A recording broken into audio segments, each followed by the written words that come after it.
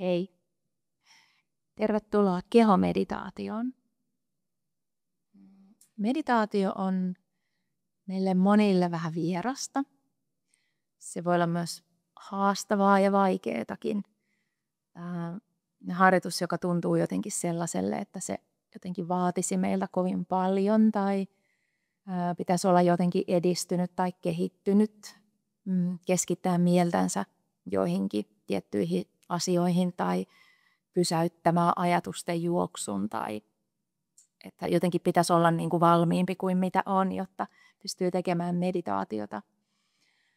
Mutta tällaisen esimerkiksi kehomeditaation kautta itse koen, että se meditaatio on vähän jotenkin helpommin ehkä lähestyttävää, koska meillä jokaisella on oma keho.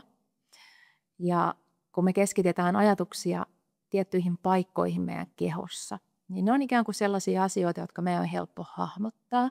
Ne on meille tuttuja, me tiedetään, missä joku paikka meidän kehossa sijaitsee. Ja tänään me myös yhdistetään pienesti hengitys tähän kehon meditaatioon, eli se on toinen sellainen asia, johon on helppo kiinnittää oma ajatus. Eli hengitys on semmoinen, joka me jokainen tunnistetaan omassa kehossa ja miten sisään ja ulos hengitys meidän kehossa virtaa. Ja tätä kautta se voi olla helpompaa kuin ehkä kiinnittyä johonkin tosi abstraktiin asiaan tai johonkin itselle vähän vieraaseen tuntuvaan kohteeseen. Eli usein se löytyy se helpoiten se keskittymisen kohde ehkä sellaisesta, joka on jotenkin tuttu ja tunnusteltavissa ja lähellä. Tähän harjoitukseen sä et tarvii yhtään mitään, eli muuta kuin oman kehon ja mielen. Sä voit hyvinkin tehdä tämän makuasennossa. Kaikki tämä harjoitus kestää sellaisen vajaan 10 minuuttia. Ja on myös sellainen, josta sä voit ottaa sitten vähän oppeja, ehkä toistaa tätä mun ohjauksessa, mutta sitten myöskin itse alkaa tehdä tämän tyyppistä meditaatioharjoitusta, jos se tuntuu kutsuvalle. Ja silloin sä voit itse vaikka sitten säädellä sitä aikaa aina, että miten pitkään sä tätä harjoitusta teet. Eli tässä harjoituksessa tosissaan sä voit olla makuulla, sä voit olla myös istuen. Seisoma-asento ehkä ei ole kovin semmoinen rauhallinen meditatiivinen asento välttämättä tämän kaltaiseen harjoitukseen, eli ehkä istuen tai makuullaan. Voit käyttää tyynyjä, voit ottaa viltin. Sillä asennolla sinänsä ei väliä. Toki jos meet lepoasentoon makuulle, niin sitten ehkä sellainen, että et kuitenkaan nukahda. Eli ei ehkä ihan semmoista pesää kannata itselleen kaivaa, vaan semmoinen kuitenkin paikka, missä on hyvä levollisesti olla. Ja aina jos teet istuen meditaatiota, niin mä istun itse tyyny päällä. Tue se asento niin, että siinä on niin vakaa ja miellyttävä istua. Eli istuin kyhmyt lepää jotakin tukea vasten mieluusti. Siellä voi olla tyyny tai taiteltu viltti tai muuta apuna. Jalat voi olla tälleen ristiistunnassa, mutta sä voit istua myös muulla tavoin, mikä tuntuu sulle miellyttävälle. Hyvä. Sitten me aletaan olla valmiita itse meditaatioon. Mä kerron vähän, miten me tänään tämä harjoitus kuljetaan läpi. Eli me kuljetaan meidän kehoa läpi. Sun tehtävä on ainoastaan kutsua mielesi aina sille kehoalueelle, josta kulloinkin sulle kerron, että minne me siirrytään. Ja tässä itse harjoituksessa me tullaan kulkemaan 7 eri kehon osaa läpi. Jokaisen kohdalla noin minuutin verran. Eli ei kovin pitkä aika lopulta olla semmoisessa yhdessä kohteessa kerrallaan.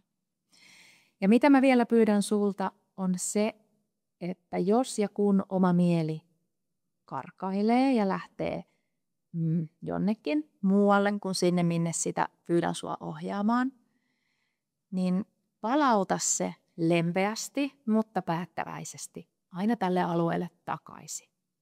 Mieli on niin kuin lihas, se oppii ja se kehittyy ja mieli haluaisi kovasti kulkea kaikkien ärsykkeiden matkassa ja vähän olla kuin karkkikaupassa ja poimia kaikkia mielenkiintoista matkalta mukaan. Mutta nyt me harjoitetaan sitä olemaan vähän hiljempaa ja enemmän paikallaan. Hyvä. Eli lepoasennosta. Keho rentona. Anna hengityksen virrata ihan vapaasti. Sitä ei tarvitse mitenkään ohjata tämän meidän pienen keskittymisharjoituksen aikana. Me tullaan tuomaan siihen vähän huomiota, mutta sun ei tarvitse muuttaa mitään sun hengityksessä. Ainoastaan aistit sen. Kuljeta sun mieltä kohden sun oikeaa jalkaa. Ja tarkemmin oikean jalan jalkapohjaa.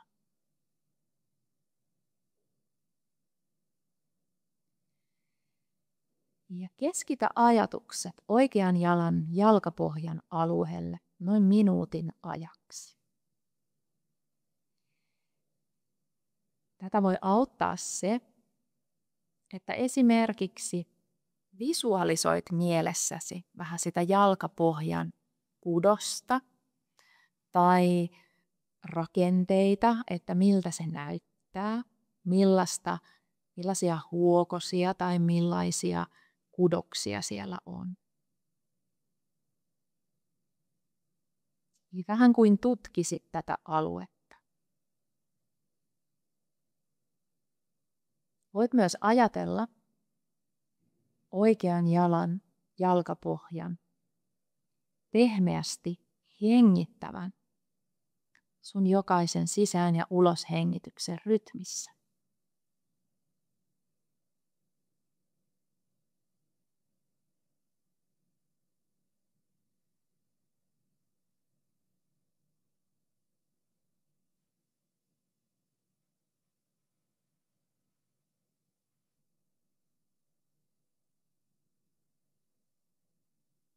On aika siirtyä seuraavaan kohteeseen. Se löytyy sun vasemmasta jalasta. Eli sä kuljet nyt oikeasta vasempaan jalkaan ja tarkemmin vasemman jalan jalkapohjaa.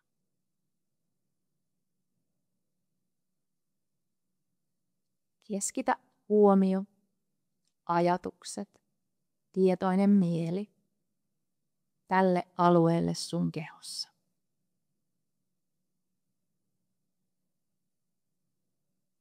Voisiko vasemman jalan jalkapohja jopa hengittää?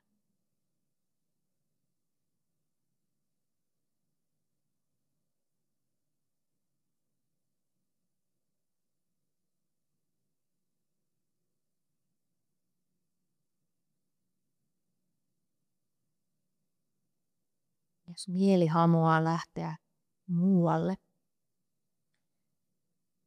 niin lempeästi, mutta päättäväisesti kuljeta se takaisin, aina takaisin tähän kohteeseen. Seuraavaksi kuljemme kehossa kohti oikeaa puolta ja kohti oikeaa käsivartta, tarkemmin oikeaan kämmeneen.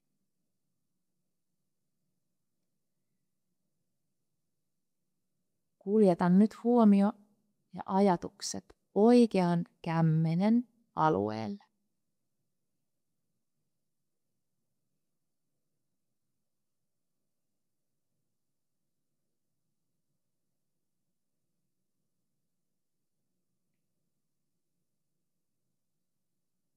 Millaista siellä on sen iho? Millaisia ehkä juonteita tai kudospintaa siellä kämmenessä on? Voisiko se ehkä jopa hengittää?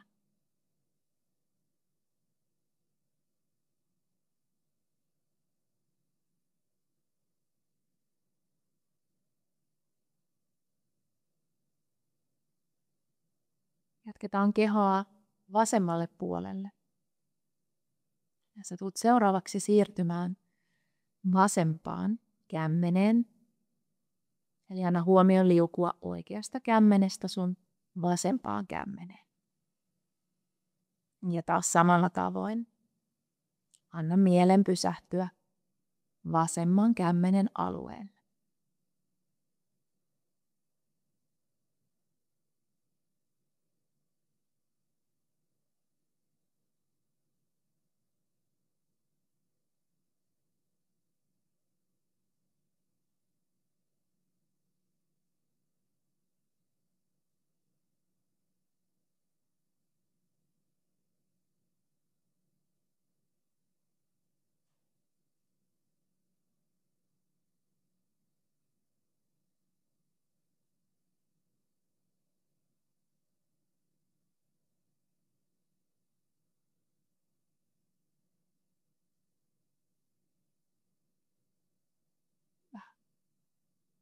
Olla valmiita siirtymään kehossa enemmän sen keskilinjaan.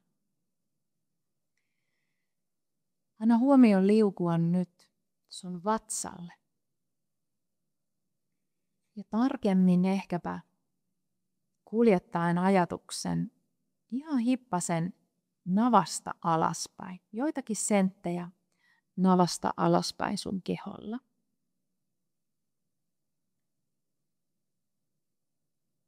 Jos jotenkin haluat visualisoida tätä aluetta, toki voi mielessään vaikka ajatella siihen jonkun pienen merkin tai jonkun, jos tuntuu, että siihen on helpompi kiinnittyä. Noin minuutin ajan aistit tätä aluetta.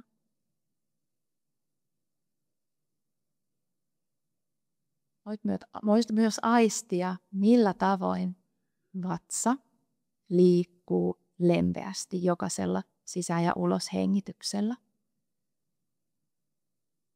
Kuitenkaan muuttamatta mitään sun hengityksessä.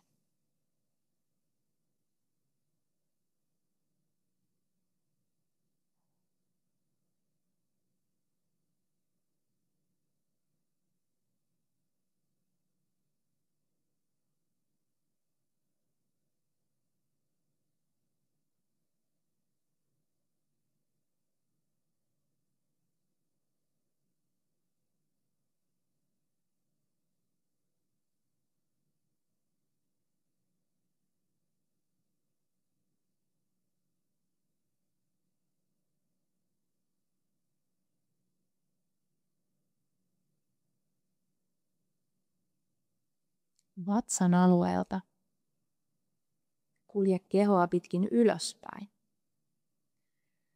Niin, että huomio saapuu rintakehälle ja siellä tarkemmin sun rintalastan alueeseen. Eli alueeseen, joka on siinä keskellä kehoa, johon sun kylkiluut kiinnittyy. Ja voit ajatella siinä ihan sen rintalastan keskikohtaa. Ja samalla tavoin noin minuutin ajan kiinnitä huomiosi tälle alueelle. Ehkä myös siihen, miten se liikkuu hengityksen mukana.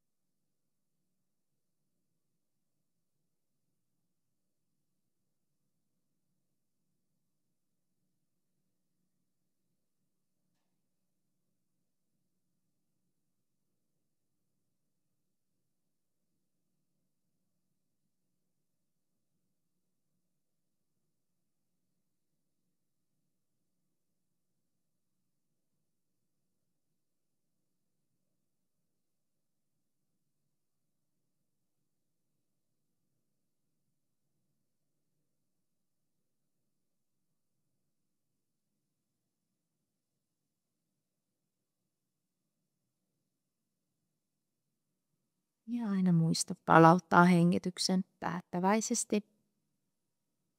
Vähän kuin kaitsisit lapsia tai lasta omaa hengitystä kaitsien. Ja huomiota kaitsien. Hyvä. Tullaan vielä viimeiseen pisteeseen meidän kehossa. Se sijaitsee sun päälaella. Eli se on sun kehon korkein kohta. Päälaen korkein piste. Kuljeta huomio tälle alueelle. Ja vielä noin minuutin ajan pyri kuljettamaan ja pitämään ajatukset tällä alueella. Voit myös ajatella myös päälaen tietyllä tavalla hengittävän.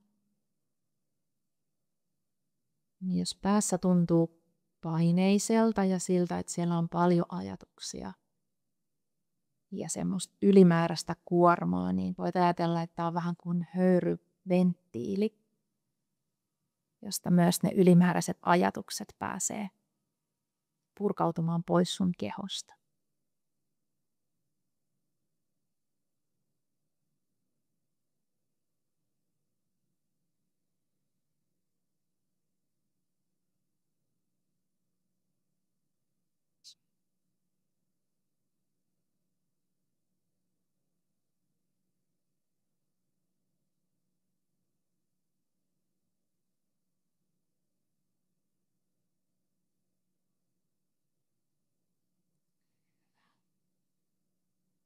Meidän tämänpäiväinen kehon meditaatio tai pieni kehon skannaus, mielen rauhoitusharjoitus on nyt tullut päätökseensä. Sä voit ottaa muutaman syvän hengityksen. Oot sitten makuulla tai istuma-asennossa. Voit vähän kurotella vaikka käsiä sisään hengityksellä pään yllä. Jos oot makuulla, niin kurottele sieltä myös jalkoja. Anna ulos hengityksellä kehon laske ihan rennoksi ja myös irti tästä harjoituksesta. Hyvä. Jos oot makuuasennossa, niin kömmi sieltä vielä istumaan. Ja kun pikkuhiljaa pääset istuma-asentoon, niin voit antaa itsellesi kiitoksen. Voit pitää kädet vaikka sylissä tai liittää kämmenet yhteen sydämen edessä. Niin kuin sanoin, niin mieli on myöskin tietyllä tavalla kuin lihas ja se oppii harjoituksen ja toistojen kautta. Joten jos tällainen harjoitus oli tosi hankala, niin ajattele sitä oppimatkana. Seuraavalla kerralla se voi olla vähän helpompaa. Eikä tarkoitus ole tulla valmiiksi, vaan aina ehkä askel kerralla myös oppia itsestään ja omasta mielestään ja miten se käyttäytyy. Levollisia hetkiä. Kiitos.